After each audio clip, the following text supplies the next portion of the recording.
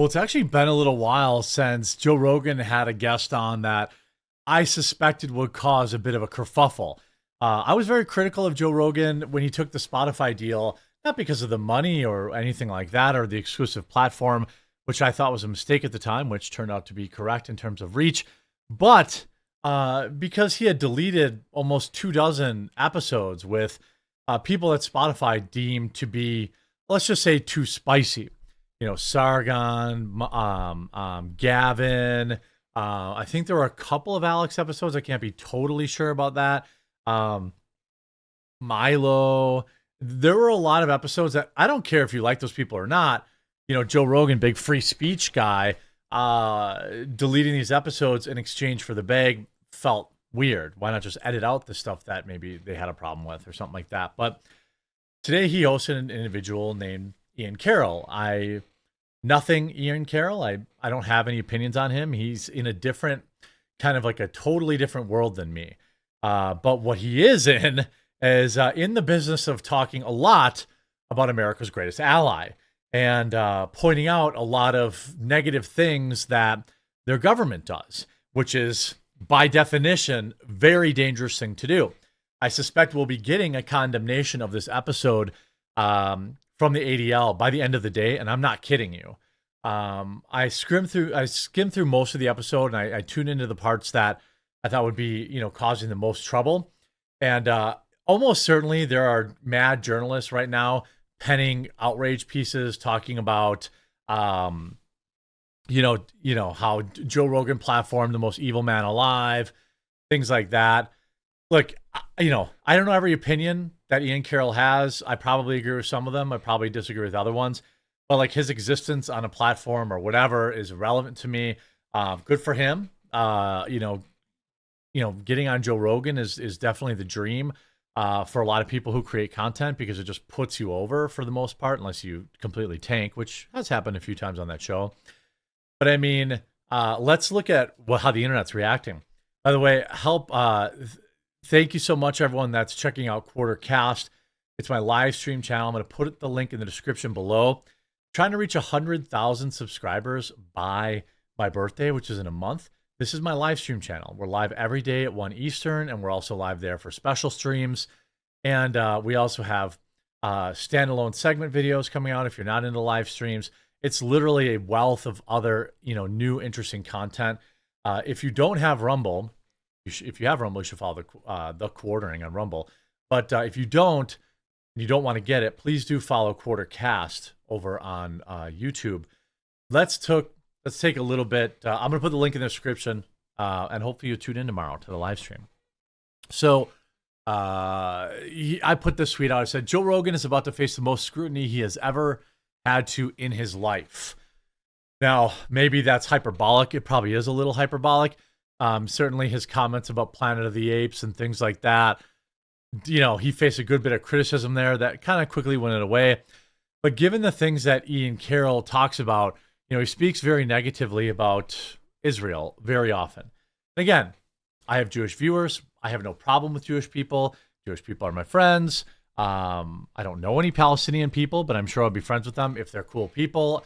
I don't think about where people are from or what their religion is for the most part when I want to kick it with somebody or hang out or have an opinion. You see, this will be the second Jerry episode I ever watched.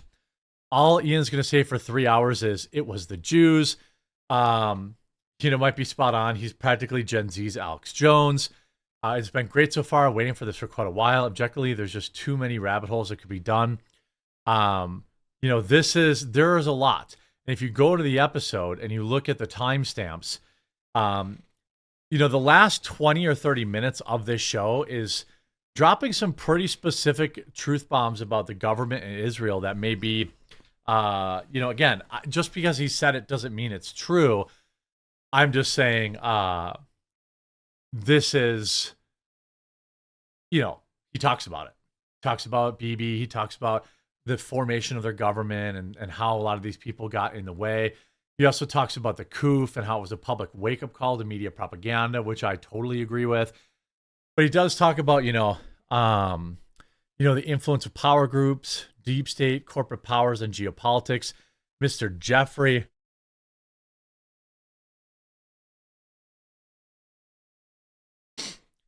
Talks about Mr. Jeffrey, his connections, Israel's intelligence operations and propaganda, discussion of the complexities of criticizing Israel, influence of intelligence operations, and Jeffrey's ties to powerful entities, the science community.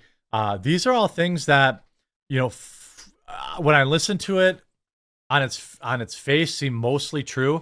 Correct me, or I guess correct him in the comment sections down below if I'm wrong or he's wrong. But here's the thing. I have no problem with Jewish people. The Jewish government, I believe, has way too much influence in the United States as a foreign nation. And I think probably Jewish people would agree with that. He talks about the complexities of kind of being Jewish and how you have to like back your government completely as opposed to nitpicking things to support, and the difficult position Jewish people can be in. I don't like everything my government does, right? I criticize they just sent another $8 billion or whatever Israel for more missiles or whatever. I never liked us getting involved in the Ukraine war, all sorts of stuff. But Twitter's already melting down, obviously.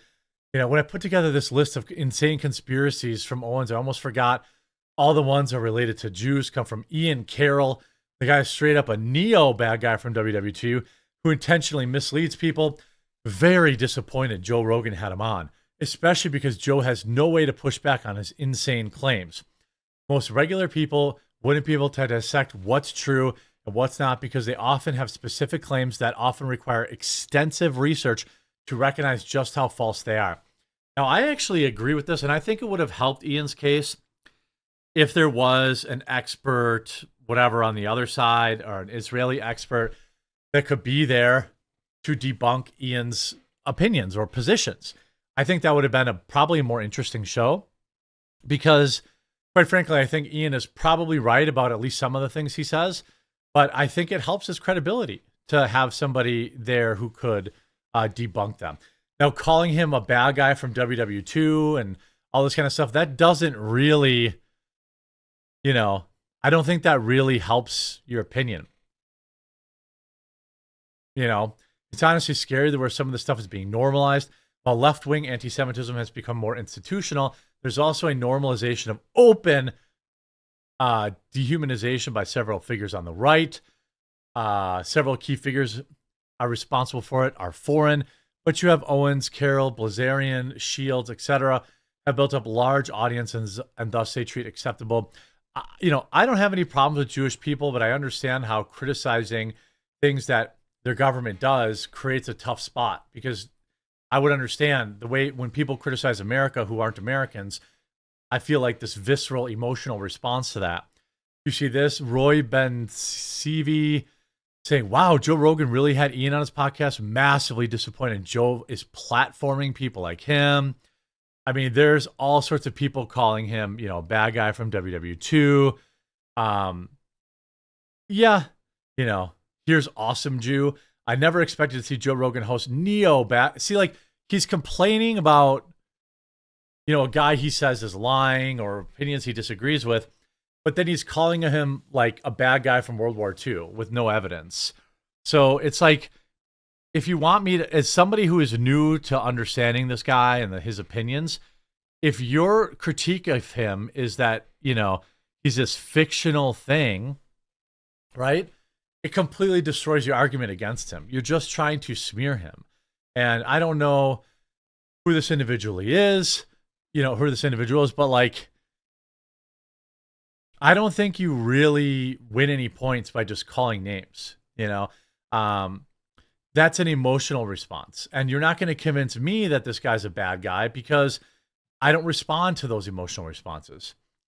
Now, interestingly, he does also get into Hillary Clinton's emails, the Podesta emails. Here's a small section. Do you think stuff like Pizzagate, like when they had that guy come in and fire off that shot, I felt like that was a great way to put a halt to all the looking into the Podesta emails. What that was. Because then all of a sudden it's a kook thing. Now it's a crazy person and a dangerous person because he's got a gun. You're causing dangerous people to take their guns. Just like with the vaccines, it's like they always have to make it dangerous, right? Yeah. It's dangerous to say that this might have side effects, right? I have a feeling YouTube might take this down. Right. Because if you read not my video, but Joe's. Those emails? Exactly right. Those emails are bananas. They're not explained. I mean, they spent almost $100,000 on hot dogs. What was it? What were they really buying? They're talking about young kids who are going to be coming to a party to have fun. They're talking They'll about be in the pizza pool, and they hot will be dogs. there for sure. $65,000 worth of hot dogs flown from Chicago for a White House party. The whole thing is like very weird. Did you ever see the archived Instagram posts from James Alefantis' Instagram? No, because that's a dark place. So I have those. I'm not sure I can even show them. Here, these are, new seating area. Taped this kid's arms down. Here's another one.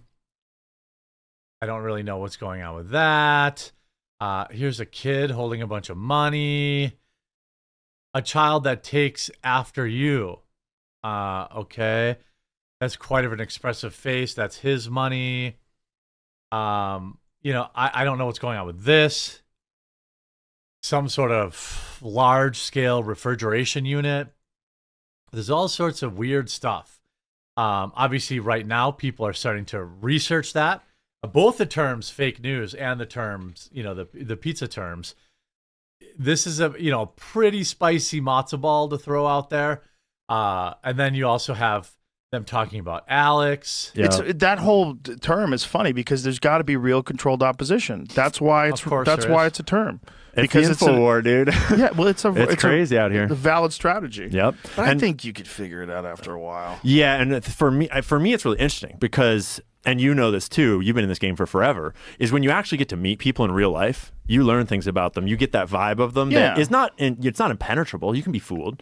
Yeah. But like, how much can you fool? And can you fool all your employees all the time? Like Alex Jones is a great example. People call him controlled opposite. Like he's bought by the Jews. He's bought by the commies. He's bought by and it's like, cool. But I know all of his staff and I've hung out with them and like, you've known him over years and years. Like, is he faking his entire life?